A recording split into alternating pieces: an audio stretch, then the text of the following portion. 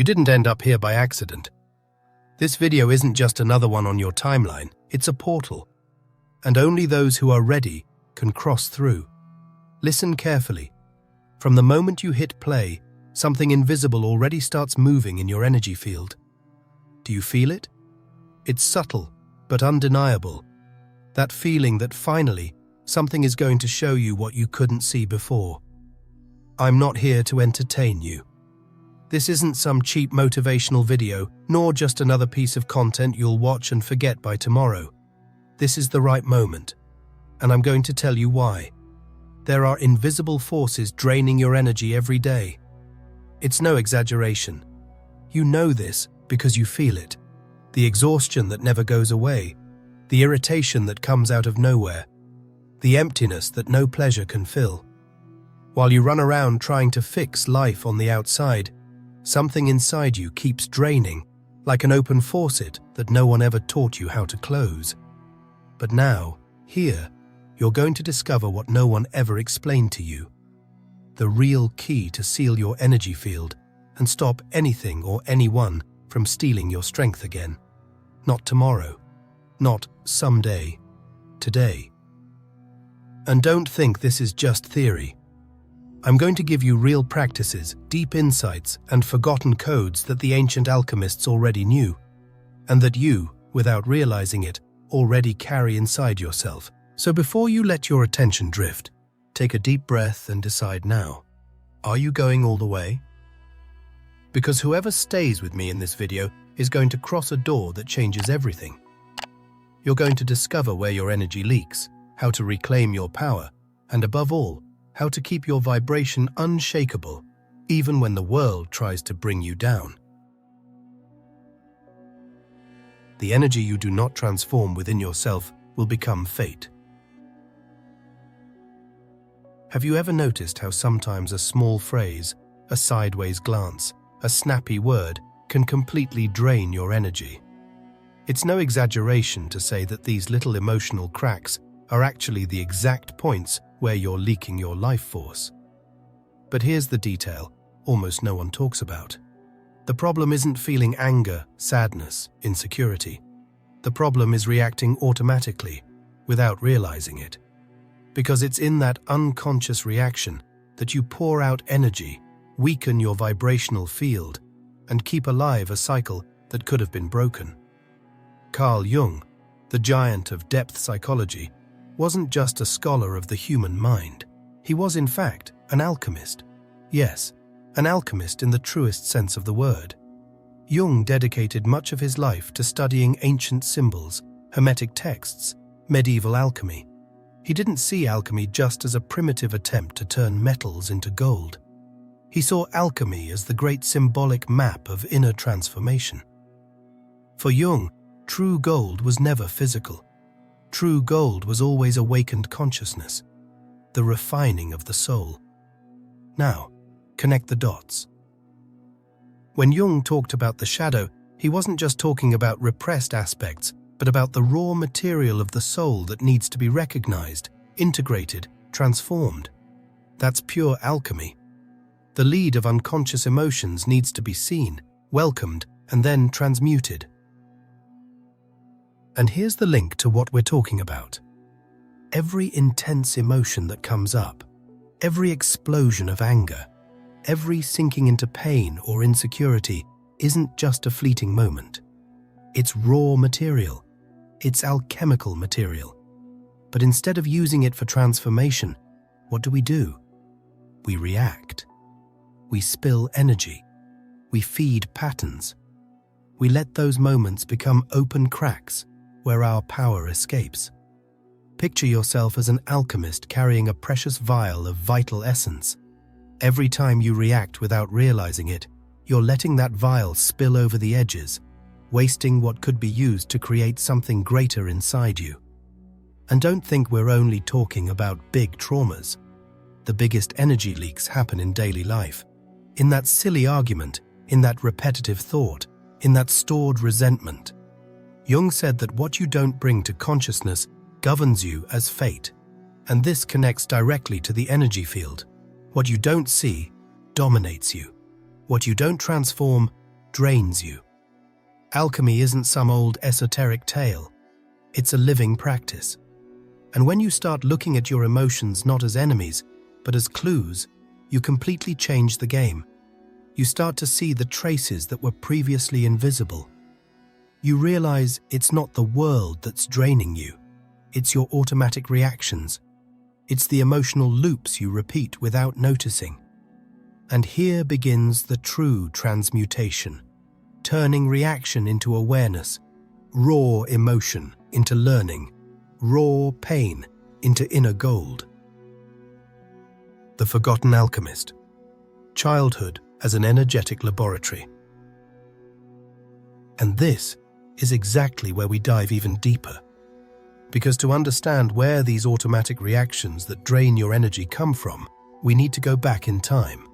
Not just along the line of your conscious memory, but into the energetic field you've been shaping since you were born. Picture this.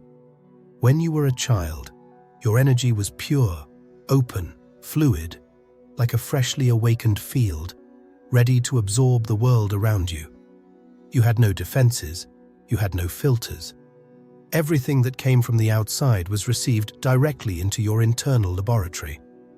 But this laboratory wasn't just light. It also began to accumulate vibrational heavy metals. Every harsh word you heard, every gesture of rejection, every comparison they made between you and another child, every moment when you wanted to cry and they told you to shut up. All of that was recording energetic marks. The little alchemist you were didn't know it, but you were already mixing those experiences in the inner crucible of your soul, transforming them into condensed emotional matter. In the symbolic language of alchemy, the process always begins with lead, and it's no accident. Lead represents what is dense, heavy, unprocessed. The true alchemist doesn't ignore the lead or try to run away from it. He looks at it, recognizes it, accepts it as the starting point. Because to create inner gold, you first need to know exactly what weight you're carrying. And it's in childhood that most of this weight starts to build. Look, when you were little, you didn't have the awareness to filter what was yours and what belonged to others. You absorbed everything like a vibrational sponge. If someone projected anger onto you, you didn't think that anger belongs to them. You absorbed it as if it were yours. If someone called you difficult, problematic, weak, you didn't question it. You swallowed those words as if they were truths engraved in your very being. And this is where the bridge between psychology and alchemy becomes brilliant. Carl Jung knew that the child's unconscious was a living, pulsing field where archetypes began to take shape.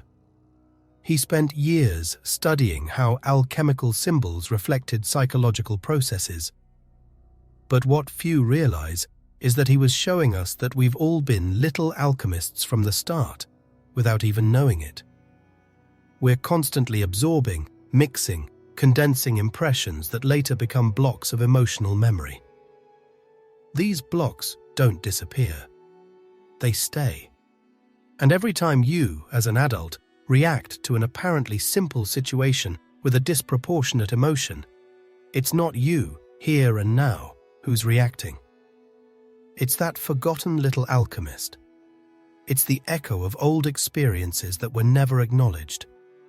It's the lead that was never seen as raw material for transformation. It's not enough to want emotional control. It's not enough to rationally decide that you won't react anymore. Because as long as that childhood field hasn't been revisited, as long as the vibrational marks from childhood haven't been brought into the light of awareness, you'll keep carrying a hidden laboratory, full of unprocessed mixtures, waiting to explode at any moment. And when you start to see where the accumulated emotional lead is, the next inevitable step arises, noticing how it's reflected in the world around you, because there's no real separation between what you feel and what you experience. This is the secret that the ancient alchemists, just like the Hermetic masters, already knew long before modern psychology tried to explain it. Reality is a mirror. And not just any mirror. It doesn't just reflect your appearance, but your vibration. Think for a moment. Have you ever wondered why certain patterns keep repeating? Why do certain people always show up treating you the same way? Why do familiar situations arise in different contexts? Why do challenges always seem to have the same flavor even when everything around you has changed? This isn't bad luck or coincidence. It's the vibrational field at work. The energy you silently emit without realizing it doesn't just stay inside you. It shapes the environment. It informs the universe how to interact with you. That's why you can say 1,000 times that you want love. But if you carry a vibration of rejection, fear of abandonment, or unworthiness inside, what you attract will be exactly that vibration, disguised in different forms. That's why you can claim you want peace. But if you hold on to resentment, hurt, and judgment, your external life will keep reflecting chaos, conflict, and noise. The mirror doesn't respond to what you want. It responds to what you vibrate. This is one of the most powerful laws of Hermeticism. As within, so without. As above, so below. Everything you perceive in the external world is actually showing you what's happening in your internal world. And this realization changes absolutely everything. Because when you understand this, you step out of the role of victim of circumstances. You start to decipher the vibrational language that stitches your reality together. You realize that the universe is speaking to you all the time, just not in words, but in reflections. Every person who irritates you is pointing to something inside you that's still vibrating on the same frequency as that irritation. Every situation that frustrates you is showing you an energetic leak that hasn't been sealed yet. Every persistent difficulty is screaming that there's something in you still holding up that pattern. This isn't punishment. This isn't injustice. This is pure alchemy, a living laboratory where everything collaborates to finally show you what needs to be transmuted. But pay attention. It's not enough to just know that reality reflects. That knowledge can become just another pretty concept, another phrase you repeat without transformation. The real work begins when you look at yourself in the mirror of life, without trying to break it, without trying to change the outer image, but by taking total responsibility for the vibration you're emitting right now. And that takes courage. Because seeing yourself without masks is one of the greatest challenges of spiritual awakening. When you look into the vibrational mirror and see the reflection, you're not just seeing external situations, you're seeing the character you built to survive. That "this is just how I am" that you carry, that you often defend tooth and nail, isn't you. It's armor. An emotional setup assembled over the years to fit in, to please, to avoid rejection, to win approval. And that armor is heavy. It costs energy. Spiritual alchemy teaches us that the lead isn't just in the traumas, but in the identities we build on top of them. Every time you repeat to yourself, "I'm too strong to ask for help. I'm the one who always handles everything. I'm the one who doesn't complain. I'm the one who needs to prove my worth," you're laying one more brick in that invisible prison. You become a hostage to a role, an unconscious script that drains your life force. And the worst part, the more you play that character, the more it drains, because it doesn't come from your essence, it comes from your lack. True power, alchemy taught, isn't in wearing the mask, but in dissolving it. The alchemist's work isn't to pretend that lead turned into gold overnight, but to have the courage to recognize the lead for what it is: unnecessary weight. This means that before any big transformation, you need to look inside and ask with brutal honesty, who am I without this character? Who am I when I'm not trying to please, control, prove, hold everything together? This isn't comfortable. The mind will resist because it associates these masks with safety. But here comes a small practical exercise that already starts to create space. Pick a moment in your day when you notice you're automatically slipping into the role. For example, when someone asks you for something and you feel like saying no, but you say yes to avoid displeasing them. When that happens, stop. Take a deep breath. Place your hand on your chest, feel your body, and mentally say, "I am safe to speak my truth." This doesn't mean you're going to explode or cut everything off. It just means you recognize that you have a choice, that you no longer need to operate on autopilot. These small gestures are like cracks that start to break through the thick wall of the constructed identity. That's when the energy begins to return to you. And know this is just the beginning, because in the next sections, we're going to go even further to show how to identify the physical and emotional symptoms that reveal your energy field is in collapse. And we're also going to give you concrete practices so that nothing and no one can steal your energy ever again. Are you ready? Because now comes the moment to see what your body has been trying to tell you for a long time, even when your mind keeps trying to ignore it. The body's signals. How the energy field speaks to you. We've reached a crucial point. Your body doesn't lie. It's like a faithful messenger of your energy field. When you start to take apart the masks you've been carrying for years, the body reacts immediately, but not with words, rather with subtle and often uncomfortable signals. These signals are like a living map pointing to where your energy is leaking without you even noticing. Maybe you've felt this before, a constant tiredness with no clear cause. You sleep well, but wake up exhausted. You drink coffee, but the energy doesn't return. Or you feel a persistent knot in your throat, tension in your shoulders that won't go away, a tightness in your chest that seems to come out of nowhere. These symptoms are your body telling you that it's spending too much energy trying to maintain old patterns, identities you no longer question, roles that no longer make sense but still consume your life force. In spiritual alchemy, ignoring the body's signals is compared to ignoring a dangerous boil in the laboratory.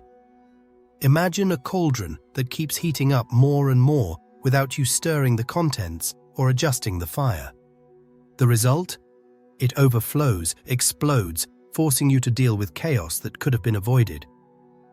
That's how it is with energy. If you don't listen, it will demand attention sooner or later in the form of emotional exhaustion, anxiety attacks, bursts of anger, or even physical illness. So, what can you do in your daily life to break this cycle? First, you need to understand that the body is an ally. Don't fight it. When you feel these signs, unexplained fatigue, constant irritation, a sense of emptiness, repeating painful patterns, instead of judging yourself, stop, breathe, and do it consciously. That means not just breathing on autopilot, but feeling the air enter through your nose, pass down your throat, fill your chest, and then leave slowly, gently. A simple practice you can apply daily is called an energy check-in. 3 times a day, pause for 2 minutes, close your eyes, and mentally scan your body from feet to head. Ask yourself, where is it tense? Where does it hurt? Where does it feel heavy? Once you locate those points, direct your breath right to them. Imagine that as you inhale, you're sending light and space into that area, and as you exhale, you release the accumulated tension. It may seem symbolic, but energetically it makes a difference. You start clearing small blockages before they turn into mountains. Another essential point is learning to interrupt draining thoughts. You know when you replay an old argument, mentally rehearse a fight that hasn't even happened, or get stuck worrying about things that haven't come to pass. Each one of those scenes consumes energy. When you notice you're caught in that, break the cycle by telling yourself, "This doesn't need my energy right now." Bring your attention back to what's real, to the present moment, to what's actually in front of you. The benefits of this are countless. Over time, you'll notice the fatigue lessens. You feel more centered, less vulnerable to external emotional swings. Your relationships improve because you react less and choose more. Your creativity increases because the energy that was once drained by internal chaos is now available to create, build, manifest. The silent fire, the alchemical secret of non-reaction. Picking up exactly where we left off, now you already know that the body gives you signs, silent messages indicating where your energy is being drained. But just noticing this isn't enough. Here begins the true alchemical shift, the art of non-reaction. This is one of the oldest and most powerful secrets, but also one of the least practiced. And why? Because non-reaction doesn't mean being apathetic or passive or pretending that nothing affects you. It means, yes, cultivating an inner fire, a fire that burns steadily, not with uncontrolled explosions. Imagine the alchemist in the lab. He doesn't throw on more fire to speed up the transformation. He doesn't pour liquids chaotically, hoping for miracles. He observes, he adjusts. He understands that it's the constant, steady, and watchful fire that transforms lead into gold. It's the same with your energy. Every time you notice a trigger, a provocation, a criticism, a comment that would normally make you explode or shrink, and you choose not to react automatically, you are activating that silent fire. You are closing one of the biggest energy leak doors in your life. In practice, how do you do this in daily life? First, when you feel the emotional wave coming, stop. Don't respond immediately. Take a deep breath and mentally say, I can feel this without needing to act right now. This doesn't mean repressing the emotion, but slowing down the automatic response. The alchemist doesn't deny the lead. He faces it with calm eyes, knowing that inside it is the raw material for transformation. Do this in the next family argument, the next challenge at work, the next irritation that comes out of nowhere. By not reacting, you reclaim your energy because you're no longer handing over your power to the external situation. The benefits of this practice are immense. You gain presence, clarity, self-mastery. Your energy is no longer wasted on empty fights, unnecessary defenses, dramas that only reinforce old patterns. Little by little, you become less affected by external chaos and more rooted in your inner center. And here we reach another forgotten secret. Even mastering non-reaction, you still need the base, the root. And this is what many modern spiritualists ignore. True alchemy doesn't happen only in the mind. Without connection to the earth, without alignment with nature, no transformation holds. Since ancient times, spiritual traditions knew this. Shamans, druids, Egyptian sages, Renaissance alchemists, they all worked in direct connection with the natural elements. The ground you walk on isn't just physical floor, it's a vibrational field. Your body isn't separate from this field. It was made to vibrate together, to recharge through touching the earth, through the sun on your skin, through the fresh air entering your lungs. In daily life, how do you bring this into practice? Simple, but deep. Walk barefoot whenever you can. Walk on grass, earth, sand. Let your feet touch the living energy of the planet. Sit in the sun for a few minutes, feeling the light as energetic nourishment, not just heat. Breathe deeply outdoors, filling your body with fresh air, as if every cell were drinking in vitality. And if you live in the city, without easy access to nature, bring plants into your home. Touch the soil when caring for them. Leave the window open to let the light in. Pause for a moment to look at the sky. These small gestures readjust your frequency and strengthen the root that supports all true alchemy. When this connection strengthens, you start to notice something wonderful. No matter how much the mind is trained, without body and without earth, energy doesn't circulate. Alchemy doesn't happen only in the internal lab, but also in the living lab that is the planet under your feet. And now that we're aligned with body and root, we're ready to enter the next stage. Mental reconfiguration, the process that closes escape cycles and opens portals of creative energy. The alchemical reprogramming, shaping the field through word and thought. We've reached the moment where everything starts to take conscious shape. Up until now, we've talked about the body, roots, non-reaction, but now we enter the realm that few truly master, the alchemical reprogramming of the mind. Here we're not talking about that empty positive thinking, the kind you repeat without believing, like throwing phrases into the air, hoping the universe will listen. No. In true alchemy, the word is creative because it carries a specific vibration, an energetic code that doesn't depend just on pretty words, but on a deep alignment between what you think, feel, and vibrate. Every repetitive thought you feed in your mind is like a trail being carved into your energy field, forming deeper and deeper grooves. The problem is, often those grooves were formed by phrases that aren't even yours, phrases you inherited without realizing it. I'm not capable. I'll never change. I don't deserve it. These words vibrate in you, even when you try to layer positive phrases on top. And that's why just thinking positively doesn't work on its own. True reprogramming begins when you choose living, conscious phrases that don't deny the pain, but transmute it. In practice, how do you do this day to day? Start by observing your automatic thoughts. Take a notebook, write down the phrases that pop up when you're tired, frustrated, scared. You'll be surprised by how often they repeat. Then, don't just try to erase them. That would be like trying to destroy lead by force. Instead, apply the alchemical fire. Introduce a new vibration. When you think, I'm not enough, immediately add, I'm learning to honor my worth. When this will never change pops up, plant.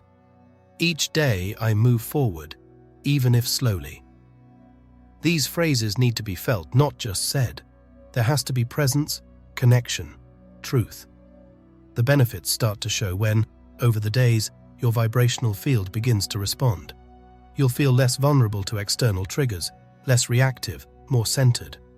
Small signs appear, lighter conversations, unexpected encounters, a sense of inner alignment. This isn't coincidence. It's mental alchemy beginning to reshape the reality around you because your field no longer sustains the same old frequencies. But now we arrive at the climax. Because there's no point in reshaping thoughts, cultivating silence, walking barefoot on the earth if you don't see the full game. There's a secret that few recognize, and this is where true alchemists stand apart. Nothing, absolutely nothing in the external world has power over you without your unconscious consent. Imagine this. Every time you feel like someone stole your energy, that a situation drained you, that an environment crushed you, in truth, it was you who left a door open. It's hard to hear this because it forces us to abandon the victim role. But it's precisely here that true energetic sovereignty begins. The guardian of the game isn't someone outside, it's you. What keeps your field open isn't others' attacks, but your lack of internal alignment, your disconnection between word, emotion, and vibration. The alchemist knows that when he is whole, present, coherent, nothing can penetrate. He doesn't need to put up defenses, doesn't need to hide behind masks, doesn't need to run from situations. He simply vibrates at a frequency that is incompatible with whatever tries to drain him. Lead turns into gold, not because he fought the lead, but because he transformed his own essence, and that essence, now aligned, expands energy instead of losing it. And here we arrive at a magical point. This isn't the end, but a portal, because now you choose whether to stop here, satisfied with this discovery, or to step through into true initiation. Because the alchemy path doesn't end in theory, nor in the first awakening. It deepens with every daily choice, every practice, every time you decide to honor your energy as something sacred. And believe me, when you cross that portal, the reality around you starts to bend before your new vibrational field. The next step is already waiting for you. If you've made it this far, it means something inside you has already understood that this video isn't like the others. So I want to ask you for something simple but powerful. Leave in the comments right now the phrase, "I choose to protect my energy starting today." When you write, you anchor. And when you read the comments from others on the same path, you feel it. You are not alone. Oh, and for those who understand and enjoy consuming content in Spanish, Vibrational Portal has a project to expand all this knowledge into other languages. So if you prefer to follow along in that language, just click the video that's on your screen and subscribe to the channel. See you there.